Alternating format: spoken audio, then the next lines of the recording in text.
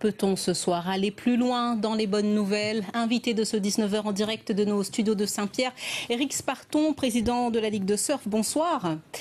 Bonsoir. On se souvient de vous, triste, il y a quelques mois, attristé par l'interdiction de la pratique des activités nautiques. Alors permettez-moi cette première question. Êtes-vous allé surfer ces derniers jours, à Boucan ou au Roche-Noire?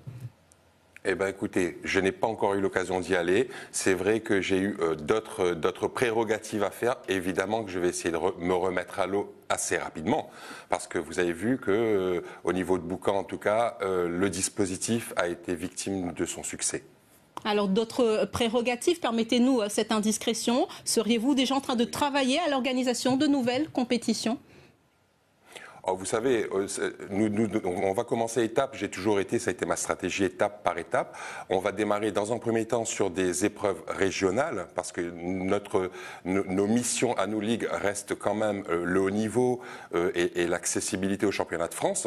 Donc on travaille déjà sur un calendrier annuel des compétitions pour pouvoir installer nos compétiteurs sur la filière de haut niveau, donc via les championnats de France et l'équipe de France. Donc pour cette année, nous avons déjà bien avancé, en tout cas avec les services de l'État et les municipalités, la municipalité, en tout cas dans un premier temps la municipalité de Saint-Paul, sur ce calendrier. Alors peut-être déjà des premières dates ?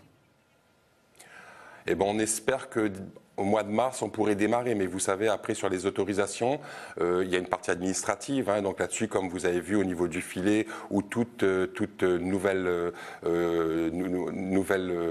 en tout cas, incursion au niveau de la mer, demande quand même des concertations au niveau de l'ensemble des services de sécurité de l'État qui soient validées. On n'en est pas loin. Et j'ai bon espoir qu'on y arrive rapidement, mais je peux vous assurer qu'en mars, on devrait normalement démarrer. Alors voilà donc une bonne nouvelle ce soir. C'est une information qui vient d'être mise en ligne sur le site de réunionpremière.fr. Le comité régional des pêches maritimes et des élevages marins supervisera un programme de pêche aux requins, contrôlé évidemment du côté de Saint-Leu à la demande de Thierry Robert. Votre réaction en direct ce soir, c'est une bonne nouvelle pour vous ? Eh bien, écoutez, au niveau de la Ligue, on n'a jamais changé de stratégie. Là-dessus, nous avons ce qu'on appelle le plan global de surveillance qui date de 2011, où on avait de la pêche au large, une sécurisation intermédiaire et nos vigies, parce que nos vigies fonctionnent, on va fêter c'est 1 an bientôt. Donc, ça fait partie de ce plan global de surveillance que nous préconisons depuis 2011. Donc, effectivement, pour nous, c'est une bonne nouvelle. Vous disiez tout à l'heure que le spot de Boucan-Canotte avait été victime de son succès. On a vu effectivement cette incroyable affluence avec la pose des filets anti-requins. Est-ce que vous pensez qu'il faudrait mettre en place certaines mesures du côté des Roches Noires ? Oh ben écoutez, vous savez, je pense que là, ça reste le domaine de compétence du service juridique de la mairie de Saint-Paul. Je veux dire, pour nous, Ligue de Surf, c'est vrai qu'on a été un petit peu embêtés. Parce que là-dessus, le site était tellement surbooké qu'on était obligé de l'ouvrir, nous, notre dispositif de vigie requin renforcé, sur d'autres sites qu'on a ouverts sur l'Ermitage, par exemple, où on est obligé d'excentrer, toujours sur la commune de Saint-Paul, nos entraînements de haut niveau. Donc maintenant, victime de son succès, c'est clair. Maintenant, d'autres mesures, je crois que là-dessus, prendre des mesures, en tout cas, je pense qu'ils y travaillent. Ils ont bien vu l'évolution qu'il y a eu, que ça a été réellement l'engouement de tous. Tout le monde attendait quand même quelque chose et que ça permettra aussi aux communes de la côte ouest et même de l'est, ça va jusqu'à Saint-Benoît, de pouvoir réfléchir et mettre en place. Et là aussi, nous, Ligue de Surf, on y travaille très sérieusement sur les communes Trois-Bassins, Saint-Leu, Étang-Salé, Saint-Pierre,